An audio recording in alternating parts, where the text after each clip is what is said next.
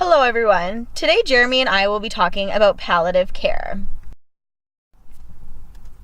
Starting off with the definition, the World Health Organization defines palliative care as an approach that improves the quality of life of patients and their families facing the problems associated with life-threatening illness through the prevention and relief of suffering by means of early identification and impeccable assessment and treatment of pain and other problems, physical, psychosocial, and spiritual. So really, palliative care's main focus is providing patients with relief from the symptoms, pain, and physical stress, as well as mental stresses that illness brings on. The goal of palliative care is to improve the quality life of patients, as well as to educate patients and their families on treatment and possible outcomes of their disease. And like I said, to ease pain and physical and mental stress. Palliative care is appropriate at any stage of serious illness and at any age. It can be used to ease pain caused by curative or aggressive therapies. Therefore, it can be used in unison with curative treatments. Many drugs used in palliative care are used in a palliative care setting. Antipsychotic medications are used to treat nausea. Anticonvulsants are used to treat pain, and morphine is used to treat dyspnea. Routes of administration may differ from acute to chronic care, as many patients lose the ability to swallow. A common alternative route of administration is subcutaneous, as it is less traumatic and less difficult to maintain than the intravenous medications. Other routes of administration include sublingual, intramuscular, and transdermal. Palliative care can be provided in many settings. These settings include skilled nursing facilities, hospitals, patients' homes, and palliative care programs. Most hospitals have a palliative care unit with trained staff to support the patient. Home care is preferred by many patients as it is more comfortable for them and their families to receive the care. There are many trained professionals who can provide palliative care. This list includes nurses, general practitioners, specialists, physiotherapists, and occupational therapists. The nurses provide food and water as well as drug administration. The general practitioners and specialists provide guidelines and diagnosis for the disease. The physiotherapists and occupational therapists help with rehabilitation and quality of life. These practitioners work together in a hospital setting to improve optimal care. Other support staff that can be used with palliative care are pharmacists, psychologists, and healthcare professionals. Pharmacists can help advise on dosage and the type of medication, and psychologists and other healthcare professionals are used to support and assist with the family of the patient to work through their struggle as their family member is going through this tough time. There's been a lot of research conducted on palliative care. Some of the statistics show that 75% of Canadians would prefer to die at home, but the cost of palliative care outside the hospital almost doubles.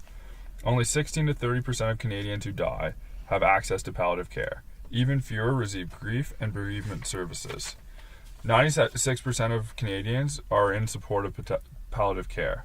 34% whom palliative care is available to. 93% of Canadians say it greatly reduces stress for patients and their families. 94% said it improves the quality of life, and 90% think it should be made available to everyone with a serious illness. Patients and their families shoulder 25% of home-based costs. Canada is ranked top 10 in the world for quality of palliative care, but fail to give it to 70% of patients who need it. 50% of families believe their family members still died with some pain while in palliative care. There's huge disparities in care across Canada. As of February 2012, every house has some form of palliative care drug coverage. Most institutions record that they have a lack of resources made available to provide proper care. Cost of palliative care can range from $10,000 to $50,000 per patient.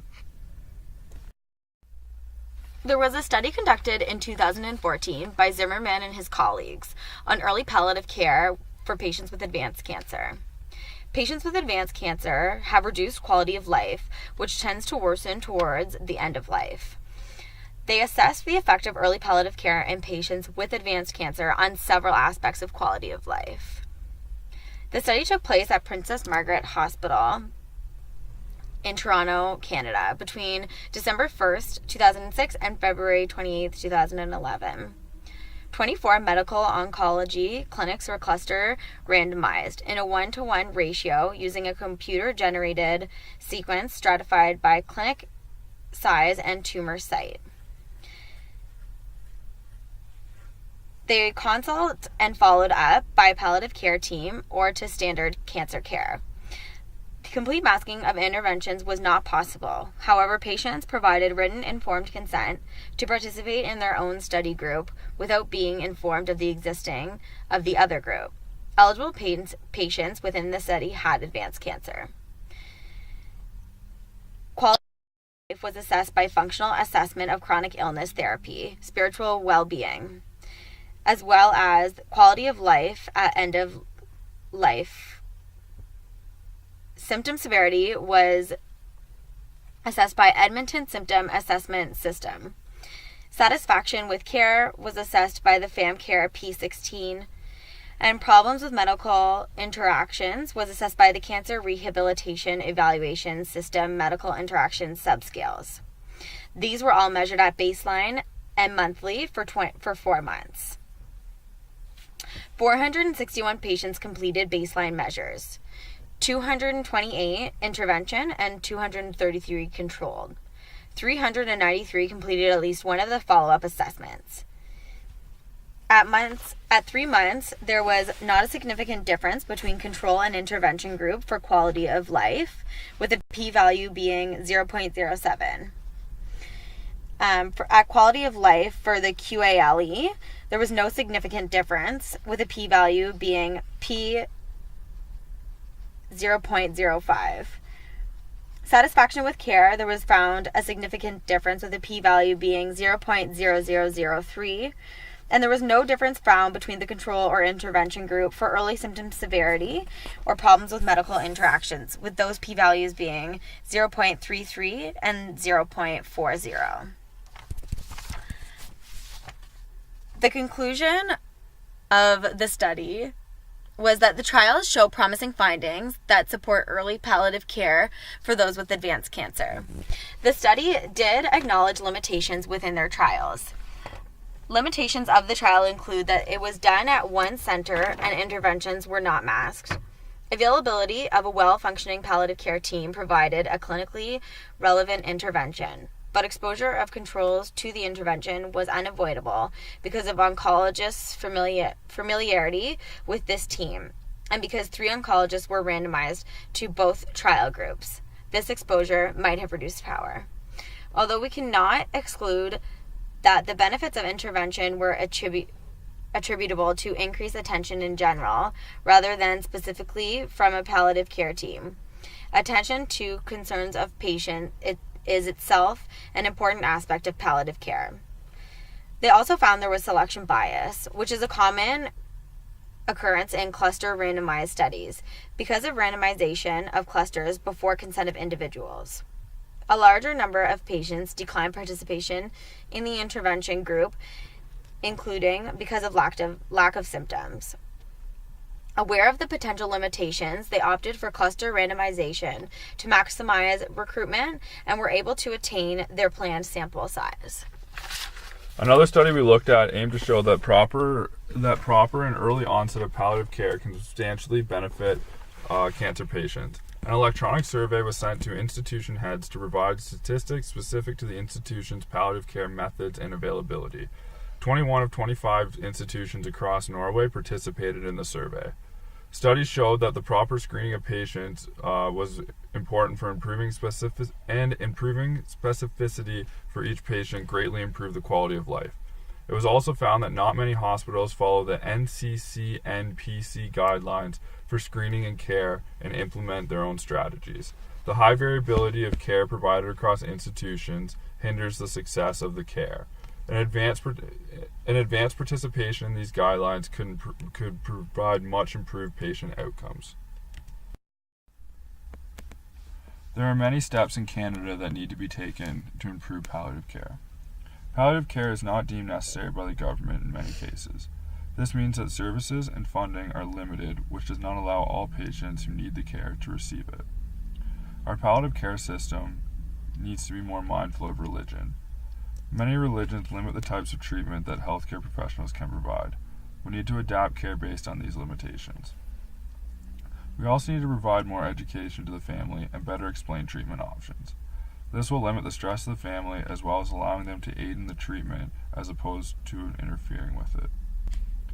We need to provide better emotional support to the patient to limit the stress they endure to aid in the healing process.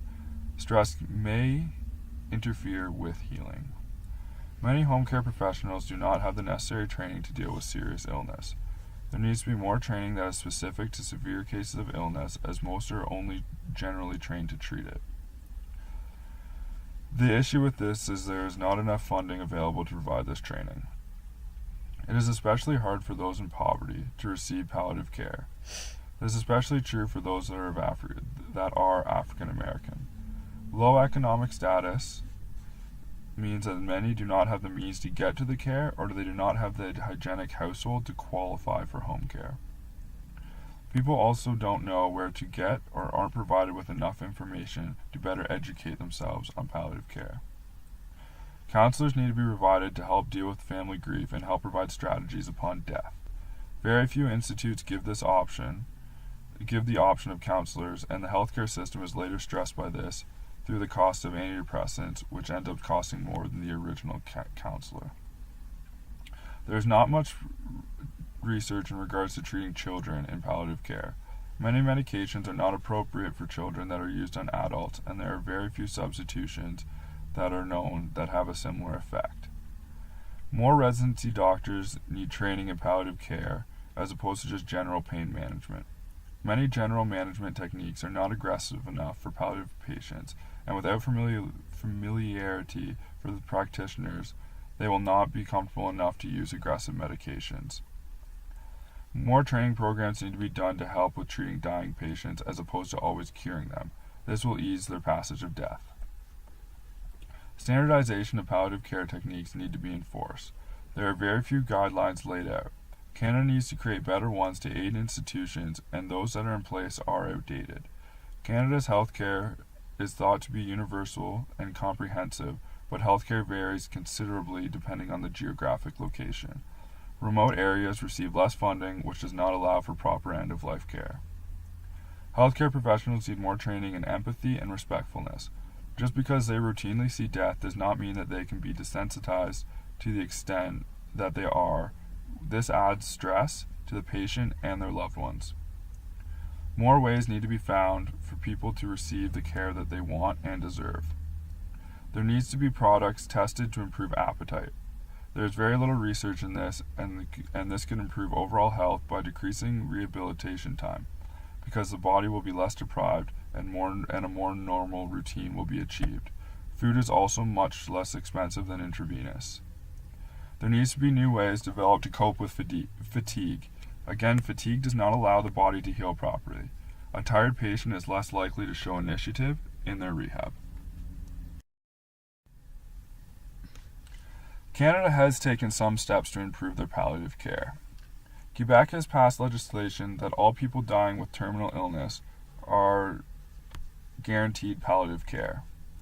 Although Canada lacks the basic knowledge needed for sustained improvement in palliative, many provinces and territories are working on policies and legislature to improve end-of-life care. The Notebook is a well-known Hollywood movie. It's a movie that is a romantic drama based on the novel written by Nicholas Sparks. This storyline is based on a young couple who fall in love in the 1940s. However, their story is narrated from the present day by an elderly man telling his love story to an elderly woman in the nursing home who suffers from dementia. Ultimately, at the end of this love story, you find out this love story of the young couple is actually their love story. The elderly woman is in a nursing home due to her dementia condition, as she can no longer live independently.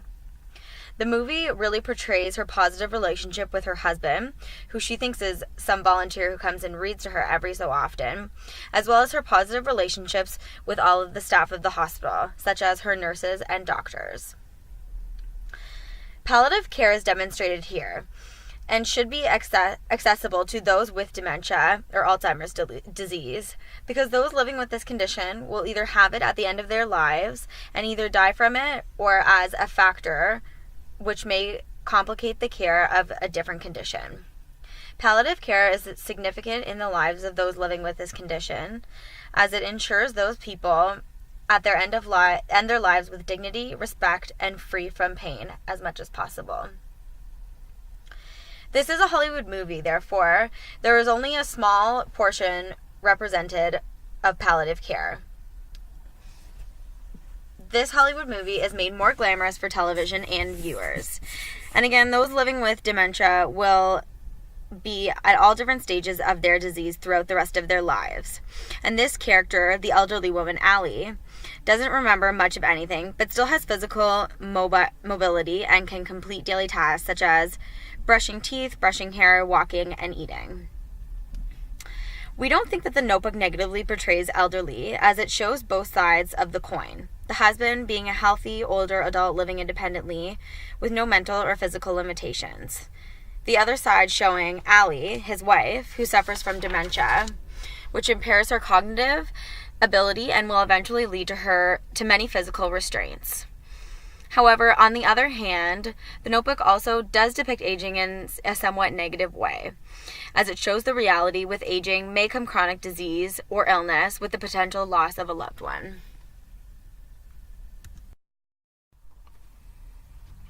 In summary, palliative care is a multidisciplinary approach to specialized medical care for people with serious illness. It focuses on providing patients with relief from symptoms, pain, and physical stress. Palliative care is meant to decrease pain in those who are terminally ill without having a curative effect. Many healthcare professionals have a hand in providing care, such as general practitioners, specialists, nurses, and physiotherapists. There are many gaps in the quality and consistency of the care provided in Canada, despite being ranked in the top 10 in the world. Although Canada is taking steps to improve these gaps, they still lack the funding and knowledge to do so.